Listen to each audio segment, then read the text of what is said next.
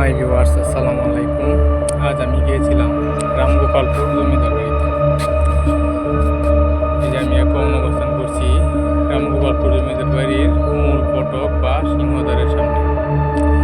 এই ফটকটি 2 তলা বিশিষ্ট।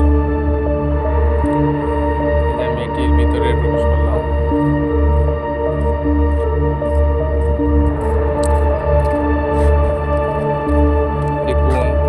জরাজীর্ণ অবস্থায় পড়ে আছে এই ফটকটি। দেখুন, গাছপালা লতাপাতা একবারে পড়ে গেছে।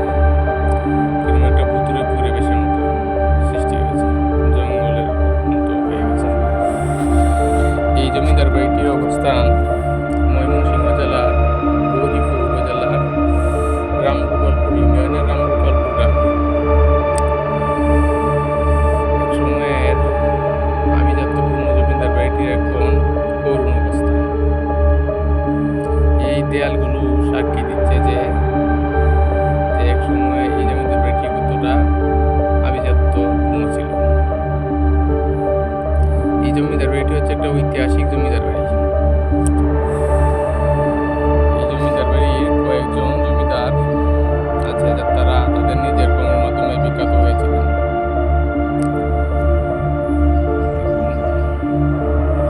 আমি এখন অবস্থান করছি এই জমিদার বাড়ির নাট মন্দিরটির কাছাকাছি।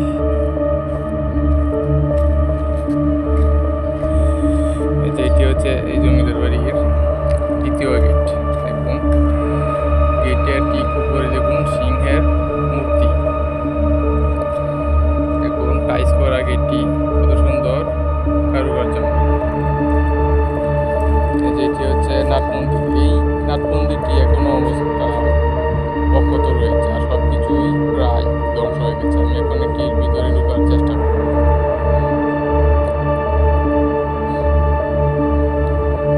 আমি এখন ভিতরে ঢোকার চেষ্টা করছি, কিন্তু দুর্ভাগ্যজনকভাবে আমি এটির ভিতরে ঢুকতে পারব না, কারণ এটির ভিতর দিয়ে তালা হবে।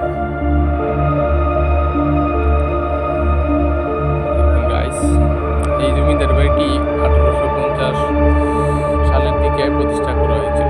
তবে এই জমিদার বাড়ির মূল প্রতিষ্ঠাতাকে তা ইতিহাস থেকে জানা যায়।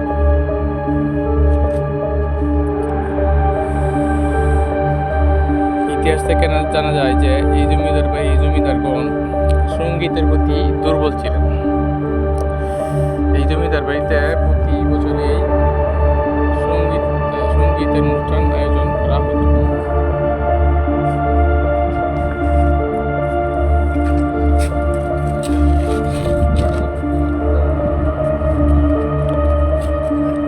ইতিহাস থেকে আরও জানা যায় যে এই জমিদার বাড়ির একজন উল্লেখযোগ্য জমিদার ছিলেন, তার নাম হলো কাশী কিশোর রায় চৌধুরী।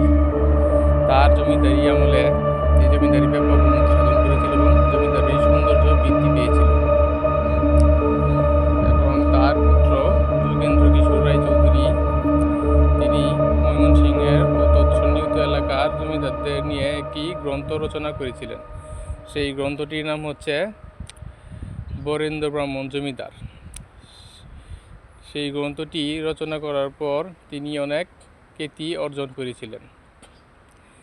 ইতিহাস থেকে আরও জানা যায় যে এই জমিদার বাড়ির একজন জমিদার ছিলেন বিখ্যাত তবলা বাদক। তার নাম হচ্ছে হরেন্দ্র কিশোর রায় চৌধুরী। তিনি একটি গ্রন্থ রচনা করেছিলেন। সেই গ্রন্থটির নাম হচ্ছে মিউজিয়াম অফ ইন্ডিয়া। সেই গ্রন্থটি ছিল অনেক বিখ্যাত। এই যে দেখুন, এই দেয়ালগুলো